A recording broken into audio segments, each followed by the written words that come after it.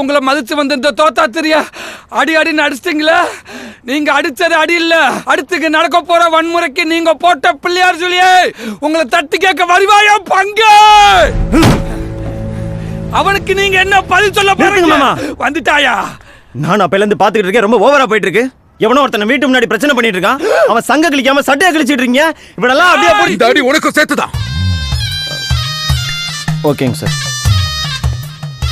அவன் சட்டை போடலன்றக்காக நம்ம சட்டையை கிழிச்சு விட்டானே. நல்ல வேலைக்கு ஏரியா கேர்ள்ஸ் பார்க்கல.